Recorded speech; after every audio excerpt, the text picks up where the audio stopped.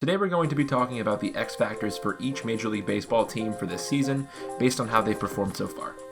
Some of these will be more satirical, mostly for the teams that are kind of irrelevant this year. Anyways, before we start, subscribe to the channel if you haven't already, otherwise the screen will go black and it won't come back.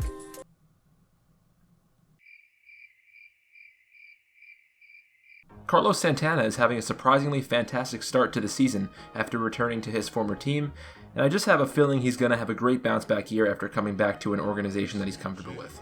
Miguel Cabrera, I guess? I like Whit Merrifield. He's a stud on a crappy Royals team. Hopefully he keeps his crazy hitting streak up and gives the fans in Kansas City something to be happy about for once. Oops. Their X factor this year happens to be, you guessed it, La Tortuga. Considering our last video was dedicated solely to him, if you'd like some more info, go check it out down below. Anyone remember when Javier Baez was just an average ball player? Well, he's an absolute stud now. Dude's hitting home runs in batting practice left-handed.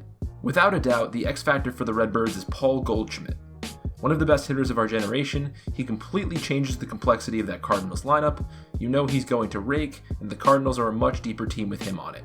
If the Pirates want any chance of having a good season, their pitching has to be solid. Taillon and Williams have been good through their first few starts, but Chris Archer needs to pitch to his potential and get back to his natural form. He's had a good start this year, but he's got to keep it up if the Buccos want to succeed. So the Reds thought that they would be relevant going into the year and after their first game, but then they remembered who they were and lost 8 straight games since then. Eugenio Suarez is a great player though, and I expect him to play well again this year. Man, I just wonder who the Brewers' X factor is. Yasmani Grandal, the greatest 5'6" player to ever play on a diamond, is off to a roaring start, one where his power is really shining through. He's been at the core of this lineup for years, and if he continues to hit home runs the way he's hitting them, going along with the usual high average and high contact, he's going to put the Astros offense in a backpack and carry them back to the promised land. My guy Chris Davis ain't hitting 247 this year. He's going to have the best year he's ever had, and he's off to an unbelievable start. I think he's the scariest power hitter in the game right now, at least in the American League. And if the A's want to have another solid season, this guy's going to be one of the reasons why. Tim Beckham is this team's X factor. He's been really fun to watch so far, and if the Mariners are actually serious about keeping this level of play for the rest of the season, he's going to be the key to it all. Matt Harvey. Just kidding, Mike Trout. I mean, that's pretty obvious. Come on, Angels, please have a good year. Don't keep wasting the career of one of the best to ever play the game. Don't disrespect him that way. Just have a good season. Let's pick a name out of a hat for this one, I guess. Shin-Soo Choo. Yeah. Bruce Bochy.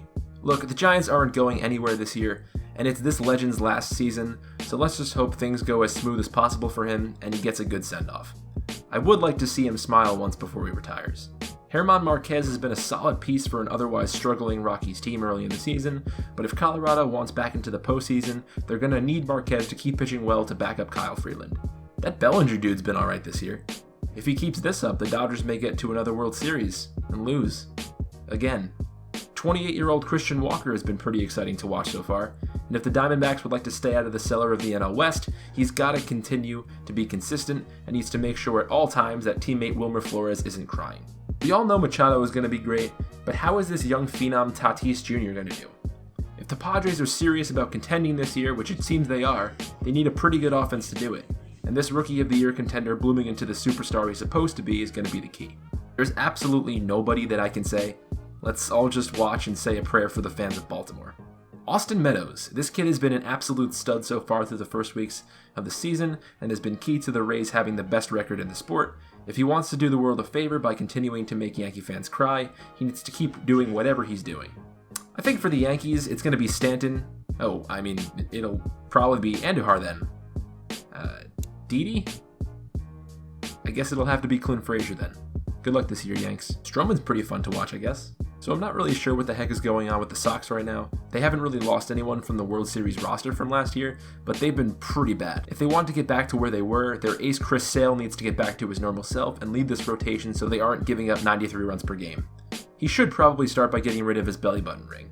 Josh Donaldson had a rough year in 2018, but if he can be anything close to what he was with Toronto, the Braves are going to have a terrific offensive year. The key to the Marlins season is Don Mattingly. He needs to realize that this season is a wash, lose as many games as possible, get a good draft pick, and just move on. Pete Alonso almost didn't come up with the Mets from spring training, and with the absolute tear he's been on since the season started, it's pretty hard to believe that. expect him to bloom into a superstar and an easy Rookie of the Year candidate, dare I even say MVP candidate. You know what you're getting from Scherzer and Strasburg, but Corbin repeating his success from last year is going to play a huge part in this team's success. Given that steaming pile of trash they call a bullpen, they need him to eat up a ton of innings and consistently pitch well. So we all know the Phillies' offense is going to be great, and given Aaron Nola's early struggles, he is the key to the Phillies' success this year. Their rotation was a question mark coming into the season, and now that Nola is struggling early on, it puts even more pressure on their pitching, so he has to repeat his success from last year and carry this rotation to the postseason. So there you have it, each team's X factor going into this season. Hopefully you guys enjoyed the video, leave a like on it if you did, let me know down in the comments if you disagree with my picks for each team's X factor, and let me know why. Go follow my Twitter if you haven't done so already. I won't be on there until after Avengers Endgame comes out this week, because something huge was just spoiled for me there like last week, so I'm not taking any more chances. But I'll be back on there as soon as I see the movie. Also, let's leave a like to give the Avengers some good luck against Thanos. They're definitely going to need it.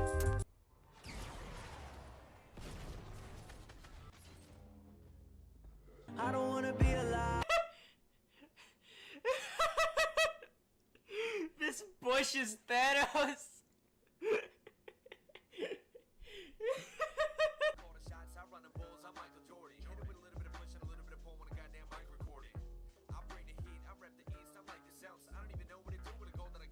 I'm like LeBron, I get the gold, I'm Sherry Khan.